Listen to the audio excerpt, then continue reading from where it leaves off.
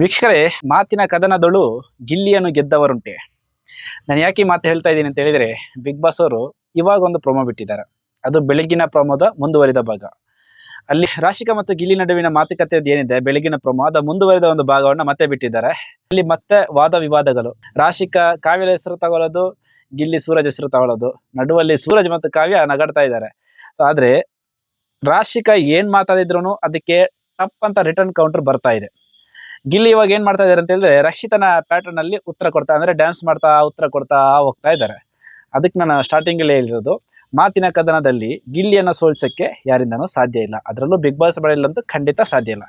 So ಅದರದೊಂದು ಸಣ್ಣ ಝಲಕ್ ನೋಡ್ಕೊಂಡು ಬನ್ನಿ. ಕಾಮಿಡಿನ ಎಲ್ಲಿ ಯೂಸ್ ಮಾಡ್ಬೇಕು ಅಲ್ಲಿ ಮಾತ್ರ ಮಾಡು. ನೀನು ಅದನ್ನು ಮಾಡ್ತಾ ಇಲ್ವಲ್ಲ. ನಾನು ಕಾಮಿಡಿ ಜರ್ನಲ್ ಮತ್ತಿನ್ನೇನು? ನಾನು ಬಂದಿದ್ದು ಆಕ್ಟಿಂಗ್ ಅಲ್ಲಿ. ಆಕ್ಟಿಂಗ್ ಮಾಡ್ತಾ ಇದ್ದೆ ಹಂಗಾರೆ ಆಕ್ಟಿಂಗ್ ಮಾಡ್ತಾ ಇದ್ದೆ ಹಂಗಾರೆ ಆಕ್ಟಿಂಗ್ ಮಾಡ್ತಾ ಇದ್ದೆ. ನಂಗೆ ಗೊತ್ತಾಗೋಯ್ತು, ನಾನು ಕಾಮಿಡಿಯನ್ನು ಕಾಮಿಡಿ ಮಾಡ್ತಾನೆ, ನೀನು ಆಕ್ಟರ್ ಆಕ್ಟಿಂಗ್ ಮಾಡ್ತಾ ಇದ್ದೆ. ನಿಜ ತಾನೇ ಅಣ್ಣ?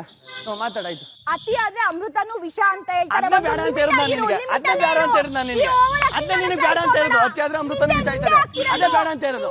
ನಾನು ಒಬ್ಬರಿಂದ ಹೋಗ್ಬಿಟ್ಟು ಕಾವು ಗೀವು ಐ ಲವ್ ಯು ನಾನು ನಿನ್ನ ಮದುವೆ ಆಗ್ತೀನಿ, ನಮ್ಮ ಅಮ್ಮನ ಹೇಳ್ತೀನಿ, ನಮ್ಮ ಅಪ್ಪನ ಹೇಳ್ತೀನಿ, ಏನಾಗುತ್ತೆ? ಐ ಲವ್ ಯು ಅದು ಒಂದ್ಸರಿ ಕಾನ್ವರ್ಸೇಷನ್ ಅಂದ್ರೆ ನಿಂತರ ಬಿಡಿ ವಾರ ಒಂದೇ ಕಾನ್ವರ್ಸೇಷನ್ ಮಾಡ್ಕೊಂಡು ಒಬ್ಬರಿನೇ ಓಡಾಡ್ಕೊಂಡು ಕಾವು ಕಾವು ಕಾವು ನನ್ನ ಇಷ್ಟ ಒಪ್ಕೊತೀನಿ, ನಾನು ಒಪ್ಕೊಳ್ಳೋದು, ನೀನು ಒಪ್ಕೊಂಡೆ. ನೋಡಿದಿರಲ್ಲ, ಗಿಲ್ಲಿಯ ಪಾಸಿಟಿವ್ ಎನರ್ಜಿ ಅಂದ್ರೇನೆ ಅವರ ಮಾತುಗಾರಿಕೆ. ಗಿಲ್ಲಿ ಯಾವ ರೀತಿಯಲ್ಲಿ ಎದುರಿದ್ದವನು ಮಾತಾಡ್ಲಿ ಅದಕ್ಕೆ ತಕ್ಕದಾದ ಕೌಂಟರ್ ಅನ್ನ ಇವ್ರು ಕೊಟ್ಟೆ ಕೊಡ್ತಾರೆ. ಸೊ ರಾಶಿಕಾ ಅಲ್ಲಿ ಗಿಲ್ಲಿಯ ವಿರುದ್ಧ ಮಾತಾಡ್ಲಿಕ್ಕೆ ಎಡವ್ತಾ ಇರೋದು ಇಲ್ಲ ಪರದಾಡ್ತಾ ಇರೋದು ಸ್ಪಷ್ಟವಾಗಿ ಕಾಣಿಸ್ತಾ ಇದೆ.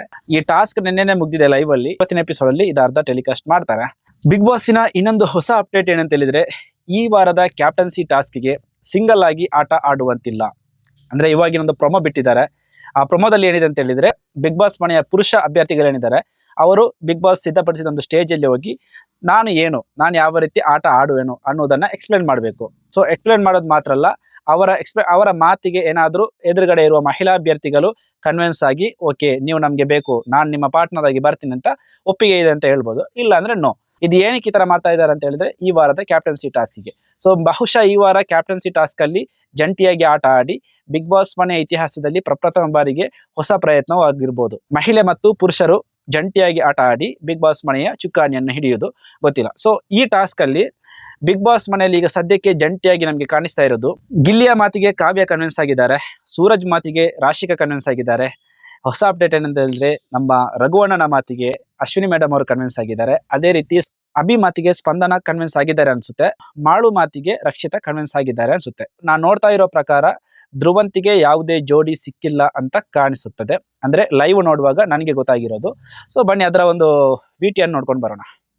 ಜೋಡಿ ಸದಸ್ಯರನ್ನು ಆರಿಸಲು ಬಿಗ್ ಬಾಸ್ ಒಂದು ಚಟುವಟಿಕೆಯನ್ನು ನೀಡುತ್ತಿದ್ದಾರೆ. ಟಾಸ್ಕ್ ಆಗ್ಲಿ ನನ್ನ 100% ಕೊಟ್ಟಿದ್ದೀನಿ. ಯಾರು ಬೇಕು ಅಂತ ಹೇಳಿಲ್ಲ. ಗೋವಿಂದ್, ಅಶ್ವಿನಿ, ಇಲ್ಲಿ ಕಾವ್ಯ ಮುರಿಯೋಣ ಅಂತಾನೆ ಬೇಕು ಅಂತ ಒಂದಿಬ್ರನ್ನ ಸೆಲೆಕ್ಟ್ ಮಾಡಿದಾಗ ಅವರು ಮತ್ತೊಬ್ರನ್ನ ಸೆಲೆಕ್ಟ್ ಮಾಡ್ಕೊಂಡ್ರು. ಬೇರೆಯವ್ರು ಕಂಪೇರ್ ಮಾಡಿದ್ರೆ ಅವನ ಜೊತೆಗೆ ನಾನೇ ಬೆಸ್ಟ್ ಅಂತ ನನಗನ್ಸುತ್ತೆ.